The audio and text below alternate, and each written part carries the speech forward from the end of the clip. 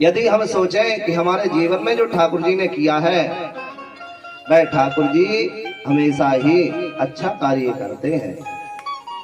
और कैसे अच्छा कार्य करते हैं, पर हम ठाकुर जी को बुरा भला कहते हैं। यदि हमारे खेत में 1 बीघा में 15 बोरा निकलते हैं गेहूं के, तो हम क्या कहेंगे लोग बागों से कि हमने मेहनत की है, दवाई डाली है, 4 बार पानी दिया है, कर्म किया है, इसलिए वो कर्म का फल हमको प्राप्त हुआ है। और दूसरे वर्ष महाराज उसी खेत में 1 बोरा बोया है और 1 बोरा ही निकला है। आपने वैसे ही दवाई छिड़काव की है, वैसे ही मेहनत की है, पानी दिया है 4 बार, तब भी वह गेहूं नहीं निकला। तब हम ठाकुर जी को दोष देते हैं और कहते हैं हमने हमारा कर्म किया है, पर ठाकुर जी ने क्या किया, भगवान ने किया है। यदि अच्छा हो जाता है तो हम हमारी तारीफ करते हैं, और बुरा हो जाता है तो भगवान की बुराई करने लग जाते हैं। वह दीक्षा के कारण हम नहीं रहते हैं, पर हमको सोचना चाहिए कि जो होता है वह अच्छे के लिए होता है, कभी बुरे के लिए नहीं होता है। हम भगवान का पूजन करते हैं, तो भगवान के पूजन करते करते हमको समय व्यतीत हो जाता है, पर हमारा कोई कार्य अच्छा नहीं होता है, और थोड़ा सा भी बुरा हो जाता है तो हम ठाकुर जी को दोष देते हैं। ऐसे ही महाराज 2 भाई रहते हैं,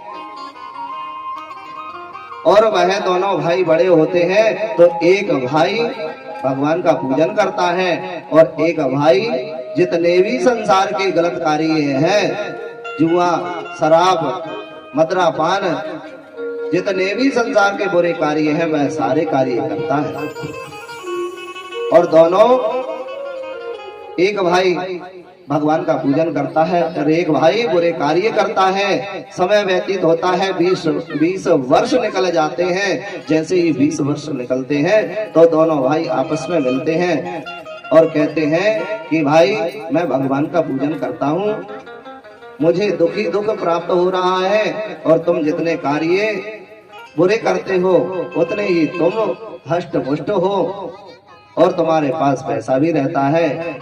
बात करते हैं, और दूसरे दिन बुरे भाई को 10 लाख रुपए मिल जाते हैं। रास्ते में पड़ा एक बैग रुपयों से भरा मिल जाता है, और उसी दिन उस भाई को जो पूजन करने के लिए जाता है तो एक बिच्छू काट लेता है रास्ते में। अब वह दोनों भाई आपस में मिलते हैं और कहते हैं कि बताओ, मैंने 20 वर्ष निकाल दिए हैं भगवान का पूजन करते करते, और आज मुझे बिच्छू ने खा लिया है। और मेरा एक भाई है जो बुरे कार्य करता है, भगवान का कभी नाम नहीं लेता है, उसको आज 10 लाख रुपए मिले। ठीक नहीं किया है।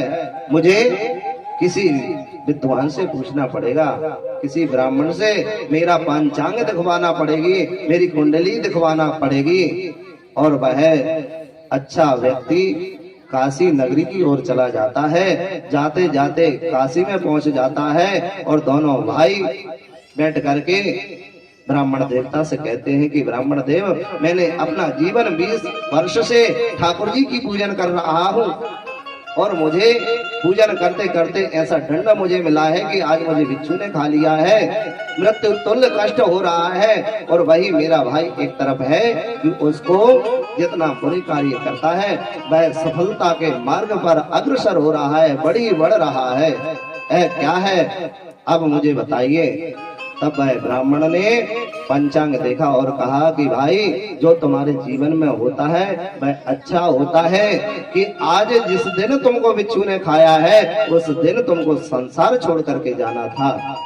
जो तुम पूजन पाठ कर रहे थे 20 वर्ष से, उसी के पुण्य प्रताप से तुम्हारी जिंदगी चल रही है, इसलिए केवल मृत्यु तुल्य कष्ट तुमको हुआ है, बिच्छू ने काटा है। और आज जो वह तुम्हारा जो भाई है उसको 10 लाख रुपए प्राप्त हुए हैं। पिछला कर्म उसका ऐसा था कि संसार का उसको राजा बनना था, वह केवल 10 लाख रुपए में संतुष्ट हो गया है। तब वह दोनों भाई आते हैं और भगवान का भजन पूजन करते हैं और ठाकुर जी का धन्यवाद करते हैं। तो इसलिए हमारे जीवन में जो घटित हो रहा है वह घटने दो और हमारा जो जीवन है उसको हमारे सत्कर्मों में लगाएं। और सत्कर्मों में कैसे कि हम पर कितना भी कष्ट पड़े पर हमको सदा ही सत्य बोलना है, धर्म